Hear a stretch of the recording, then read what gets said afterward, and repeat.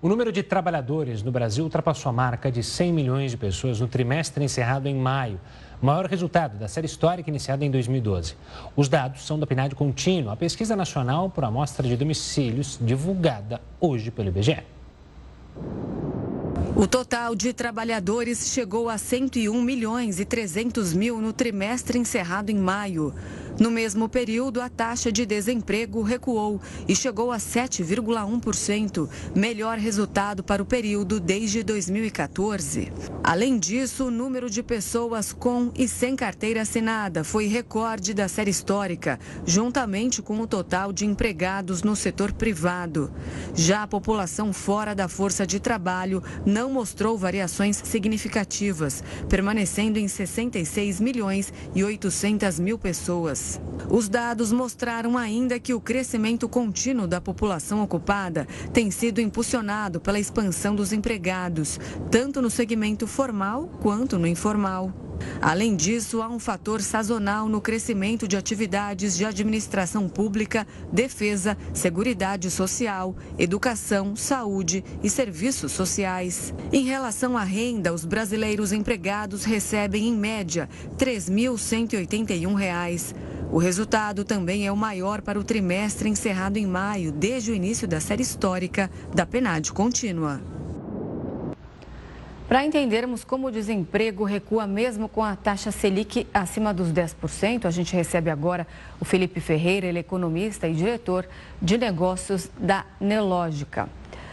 Olá, Felipe, boa noite, seja muito bem-vindo. Boa noite, Renata. Boa noite, Gustavo. Vamos debater esse número que veio até bastante positivo, surpreendendo aí bastante gente do mercado. Quero começar te perguntando justamente sobre o desemprego.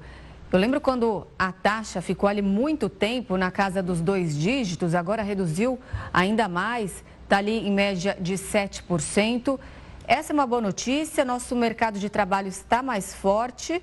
Quais os fatores que estão nos levando aí até esse cenário? Muito bem, essa é uma boa notícia sim, e é até interessante decompor um pouco desse número, porque muitas vezes quando a gente pega o dado consolidado de desemprego, podem entrar outras variáveis no meio, como por exemplo a desistência do candidato a procurar emprego, ou mesmo o crescimento de empregos informais com menor renda. E o que a gente viu nesse PNAD é justamente que não só o desemprego encolheu, né? De fato, o número de pessoas empregadas subiu e o nível de renda cresceu em níveis reais, o que é bastante interessante e via setores distintos. A própria indústria continuou contratando, o que é muito positivo na qualidade desse emprego.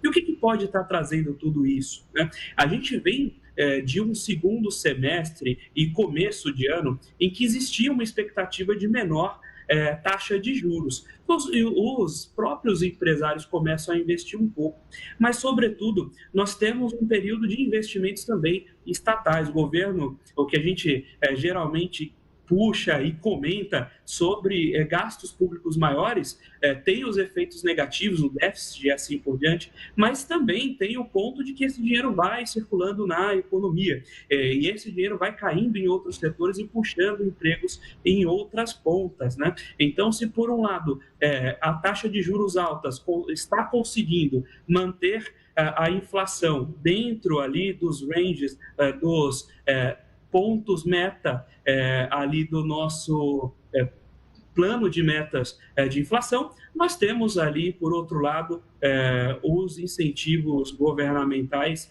garantindo o aquecimento da economia, pelo menos aí nesse primeiro semestre do ano, Renata. Pois é, Felipe, uma boa noite da minha parte também.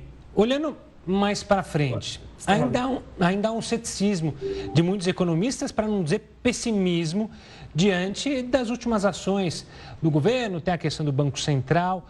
Olhando para esse cenário futuro, apesar dos números positivos neste momento, que são números que olham para trás, são dados que olham para trás, a gente pode manter um otimismo ou está mais para o pessimismo do mercado?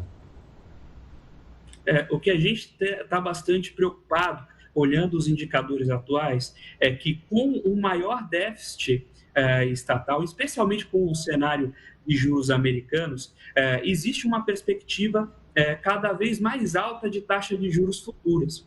Se a gente tomasse, né, como referência o final do ano passado, as expectativas eram de que a taxa de juros chegaria ao fim desse ano na casa de 9%. Atualmente, as expectativas convergem para mais de 10%, algo entre 10,5% e 11%. Isso começa a desestimular o empresário a tomar risco, né? Tomar dinheiro ou deixar de guardar o seu dinheiro, deixar investido para abrir um novo negócio que, consequentemente, reaquece a economia. O que a gente está vendo de resultado, especialmente em termos de empregabilidade, é de fato reflexo de um cenário passado, especialmente ao longo dos últimos anos, mas concentrado no fim do ano passado, né? Se a gente, então, tem um cenário invertido agora, então taxas de juros, a curva de juros já inclinando para cima, isso tende a minar um pouco da propensão desses empreendedores em abrirem novas vagas. Isso dá um ponto de tensão, um ponto de alerta nesse número também.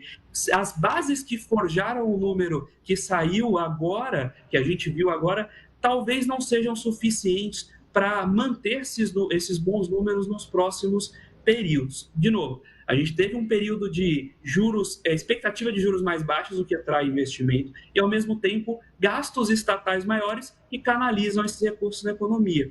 O que a gente está vendo para o futuro o governo perde fôlego para gastar, porque não tem mais de onde tirar esse recurso, e as taxas de juros altas mitigam, freiam o empresário, o capital privado. Essa combinação pode ser bastante complicada para a leitura desses indicadores no futuro. E a gente torce, digamos assim, que esse descasamento não aconteça e a taxa de juros consiga se comportar antes que o gasto estatal perca seu fôlego e aí a gente consiga manter essas taxas de emprego.